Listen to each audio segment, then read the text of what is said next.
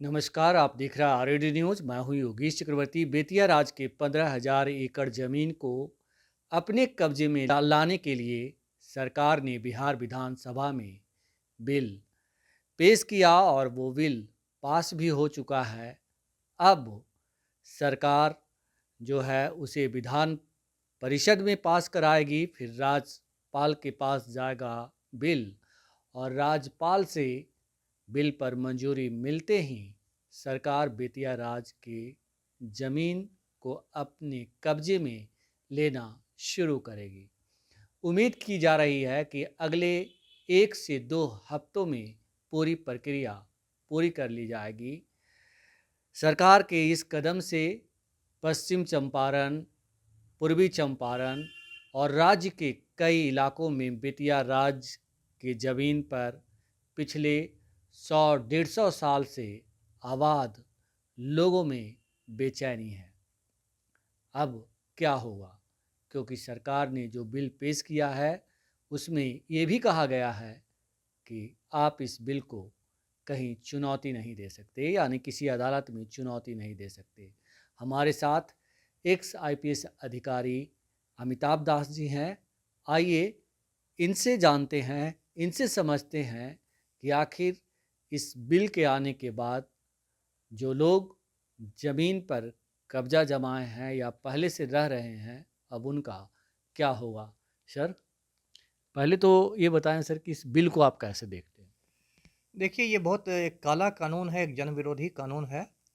और जैसा आपने बताया, बिहार विधानमंडल ने पारित कर दिया है बेतिया राज्य अधिनियम को, और उस पर राज्यपाल के दस्तखत हो जाएंगे तो वो अधिनियम से विधेयक बन जाएगा, मतलब बिल से वो एक्ट बन जाएगा।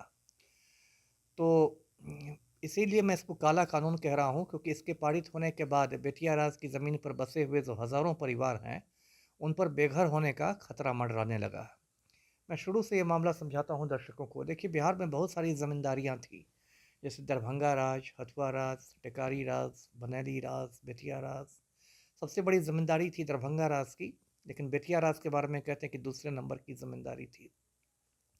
और इसका बहुत पुराना इतिहास है। कहते हैं कि जब मुग़ल बादशाह था अकबर, उसी के समय में चंपारण का शासक बनाया गया था एक उदयकरण सिंह को। और अकबर का जो पोता था शाहजहाँ, उसके समय में चंपारण के शासक को राजा की उपाधि दी गई। तो ये जो बेतिया राज था, ये मुख्यतः चंपारण के इलाके में था, और बेतिया इसकी राजधानी थी, इसलिए इसको बेतिया राज कहते हैं। चंपारण दर्शक जानते हैं, वहाँ भी बिहार के 2 जिले हैं, पूर्वी चंपारण और पश्चिमी चंपारण। तो यही मामला था। 1893 में क्या हुआ कि बेतिया के जो आखिरी राजा थे हरेंद्र मोहन सिंह, उनकी मौत हो गई। और वो निसंतान थे, उनके बाल बच्चे नहीं थे। और उनकी 2 रानियाँ थी, एक शिवरत्ना कुंवर थी और एक जानकी कुंवर थी। उसके बाद 1896 में शिवरत्ना कुंवर की भी मौत हो गई। उसके बाद उस समय अंग्रेज़ों का ज़माना था, तो अंग्रेज़ों ने क्या किया कि पूरा जो बेतिया राज था उसको कोर्ट ऑफ वार्ड्स के अधीन कर दिया। मतलब बेतिया राज की जो ज़मीन है, उसका पूरा जो प्रशासन है, जो देखभाल है, वो कोर्ट ऑफ वार्ड्स करेगी। मतलब उसमें अंग्रेज़ अधिकारी लोग थे, बड़े अधिकारी। तो यही मामला चला। उसका हिंदुस्तान आज़ाद हुआ तो ये जो बेतिया राज की ज़मीन थी, ये बिहार सरकार के राजस्व परिषद के अधीन आ गई, जो बोर्ड ऑफ रेवेन्यू है बिहार सरकार का, उसके तहत। अब देखिए, ये बेतिया की जो ज़मीन थी, राज की ज़मीन, ये कोई थोड़ी मोड़ी ज़मीन नहीं थी। 15,000 एकड़ की ज़मीन है, उससे भी ज़्यादा। मतलब ज़्यादातर हिस्सा तो इसका बिहार में है। 143 एकड़ ज़मीन इसकी उत्तर प्रदेश में भी है, जी जी। लेकिन 15,000 एकड़ से ऊपर ज़मीन बिहार में है। बिहार में भी खास के चंपारण इलाके में है। अब ये जो कानून पास हो रहा है, उसके बाद ये कह रहे हैं जो हमारे मंत्री महोदय हैं राजस्व और भूमि सुधार के, दिलीप जायसवाल, उनका कहना है कि अब सरकार कानून का डंडा चलाएगी, और जिन लोगों ने अतिक्रमण कर रखा है, इनक्रोच कर रखा है सरकारी ज़मीन पर, उनको खाली कराया जाएगा, ये वो। और बहुत लोगों पर मामले भी दर्ज हुए हैं चंपारण में।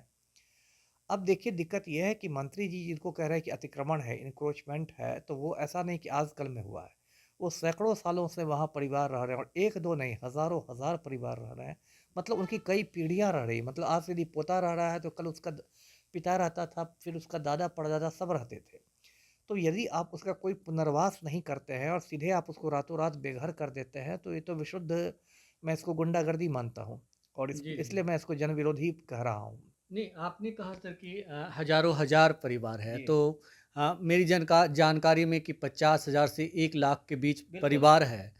तो आखिर क्या ये संभव है कि इतने परिवारों को जो है पुनर्वास दिलाया जा सकता है? अगर दिलाया जा सकता है तो क्या ये उन परिवारों के साथ या उनके मौलिक अधिकारों के साथ छेड़छाड़ नहीं होगा? नहीं, बहुत बड़ी छेड़छाड़ है। आप किसी का घर की छत आप छीन लेते हैं, जो उसके सर पर छत है, और उसको आप एकदम बेघर कर देते हैं, तो इससे बड़ी छेड़छाड़ क्या होगी? छेड़छाड़ शब्द भी छोटी है, तो बिल्कुल कुठाराघात है किसी के मतलब मौलिक अधिकार पर। आप उसके जीवन के अधिकार पर हमला कर रहे हैं, राइट टू लाइफ पर। और इसलिए मैंने कहा कि ये बिहार सरकार की एक तरह से आप कहें कि संवेदनहीनता को दिखाता है, कि जो सरकार माफिया को टच करने की औकात नहीं रखती, इतना माफिया बिहार में खुलेआम घूम रहे हैं, शराब माफिया हो, बालू माफिया हो, ये माफिया, शिक्षा माफिया, किस्म-किस्म के माफिया हैं बिहार में। उसको सरकार कुछ करने की हिम्मत नहीं कर पाती, और आम आदमी पर ये कानून का डंडा चलने की बात हो रही है। तो इस पूरे मामले में मैं यही दर्शकों को बताना चाहता हूँ कि मैं खुद इस मतलब लड़ाई में उतर चुका हूँ, और मैं कोशिश करूँगा कि अगले महीने यानी दिसंबर में मैं इस मामले को, इस पूरा जो बेतिया राज कानून है, इसको मैं पटना हाई कोर्ट में चुनौती दूँ। जी, जी। पीआईएल के माध्यम से, हुँ। जो जनहित याचिका होती है जिसको पीआईएल कहते हैं, उसके माध्यम से चुनौती दूँ। क्योंकि इस पूरे मामले में मुझे विपक्ष के रवैया से भी बहुत निराशा हुई है। जो विपक्ष के नेता हैं तेजस्वी यादव, उनका एक ट्वीट तक नहीं आया मामले पर। मतलब अब विपक्ष का धर्म नहीं निभा रहे हैं। ऐसा लगता है कि मतलब सभी एक ही थाली के चट्टे-बट्टे हैं, चाहे सत्ता पक्ष हो या विपक्ष हो। जबकि इतना बड़ा मुद्दा और हज़ारों परिवारों से जुड़ा हुआ है, इस पर तो विपक्ष के नेता का कम से कम एक ट्वीट आना चाहिए था। या विपक्ष के नेता ये भी कर सकते थे कि एक शिष्टमंडल लेके राज्यपाल से मुलाकात करते, और राज्यपाल से अनुरोध करते कि ये जन विरोधी अधिनियम है, इस पर आप हस्ताक्षर नहीं कीजिए। तो राज्यपाल को तो लेकिन ये अधिकार है कि आप वो। जो जी। जी, जी। आप जो पीआईएल की बात कर रहे हैं जी, सर, जी। अ, अब तो पीआईएल में का अधिकार भी सरकार ने छीन लिया बिल के ज़रिए। किसने कहा? कहा गया है बिल में कि आप जो है जो भी वहाँ लोग हैं, वो किसी कोर्ट में इसको चुनौती नहीं दे सकते। नहीं, नहीं, ये तो फालतू बात है। पता नहीं किस आदमी ने ये बात उस बिल में डाल दी है। यदि डाली है तो बिल्कुल है, क्योंकि देखिए, कोई भी बिल संविधान से ऊपर नहीं ना हो सकता है। संविधान में जो भारत के नागरिक को मौलिक अधिकार दिया गया है, उस मौलिक अधिकारों में एक शामिल है न्यायिक उपचार का अधिकार। हुँ, हुँ। मतलब आपको कोर्ट में जाने का अधिकार, न्यायालय से आपको इंसाफ लेने का अधिकार, ये मौलिक अधिकारों में से है, फंडामेंटल राइट्स में से एक है।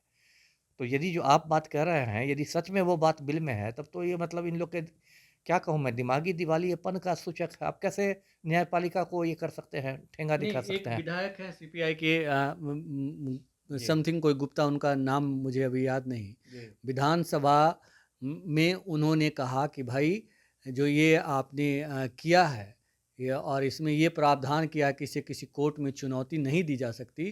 फ्लोर पर उन्होंने बोला है इसे कोर्ट पे चुनौती नहीं दी सकती। तो ये एक तरह से काला कानून है। वही तो मैं कह रहा हूँ।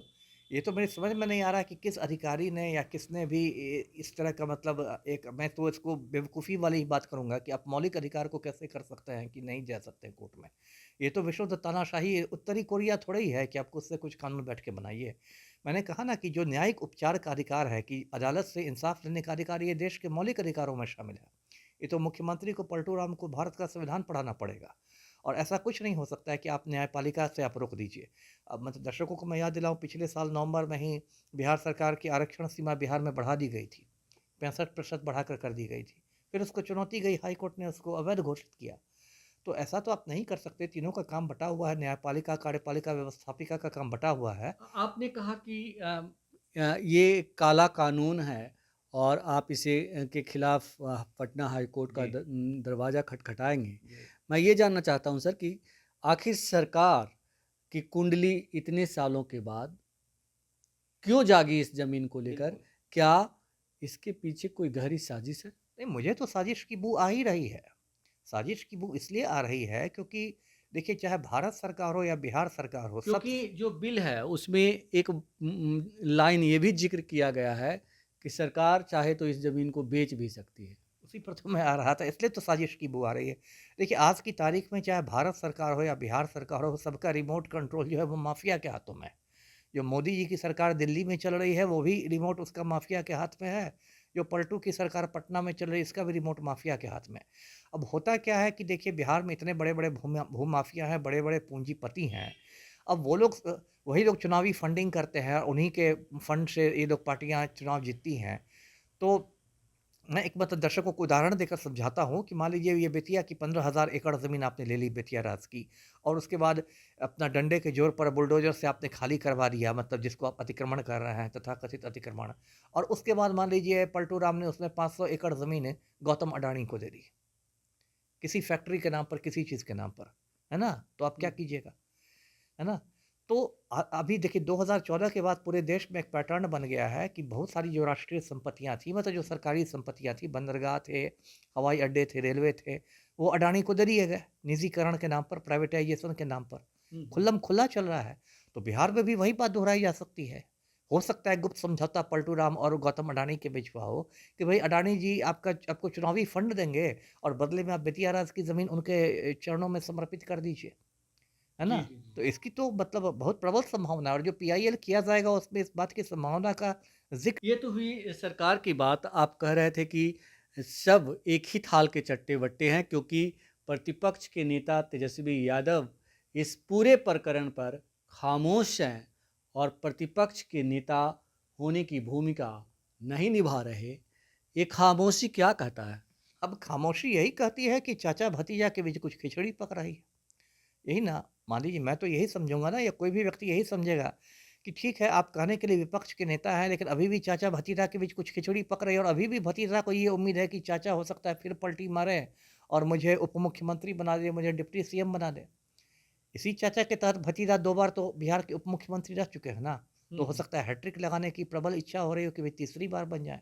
तो कोई पर्दे के पीछे खेल चल रहा है जिसकी जानकारी अभी मुझे नहीं है, आपको नहीं है, लेकिन ऐसा खेल चल सकता है।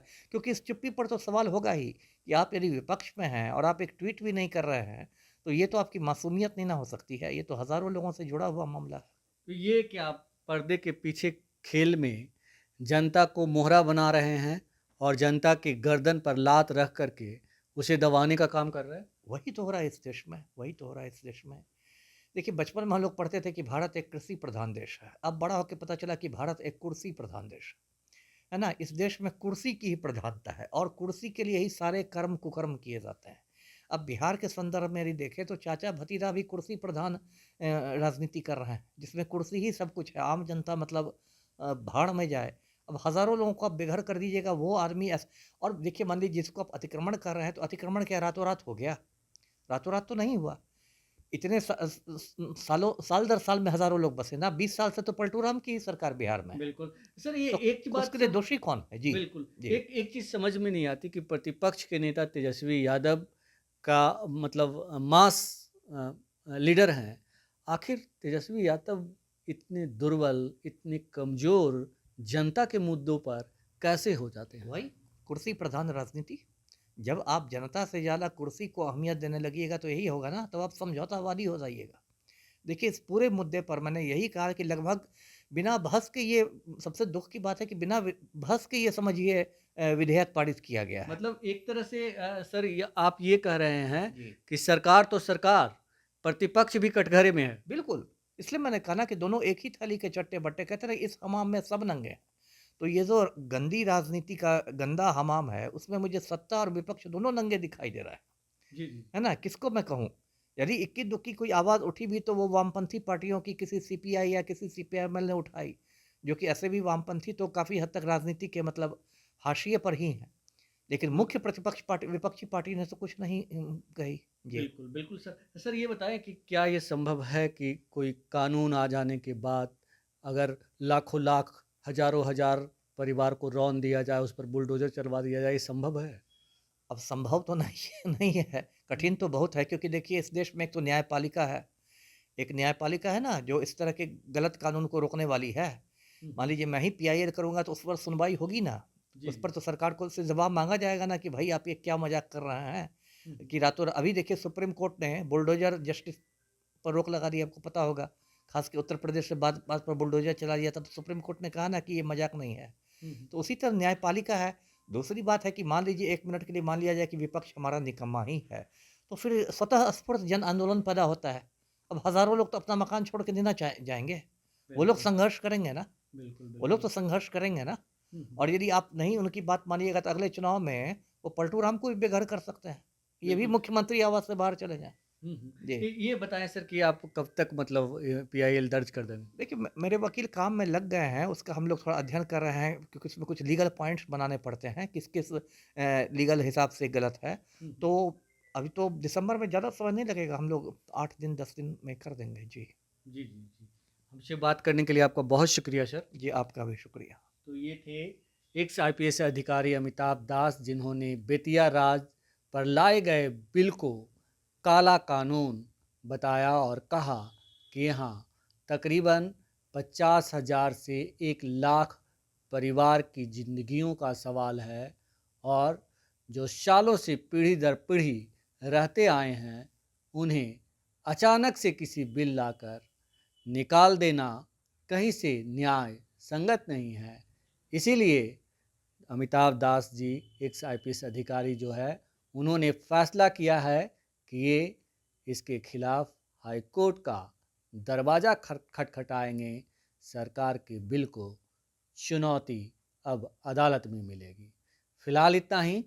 आप हमें फेसबुक पर फॉलो करें, यूट्यूब पर सब्सक्राइब करें, लाइक करें, शेयर करें और कमेंट्स कर अपना महत्वपूर्ण विचार और सुझाव ज़रूर दें।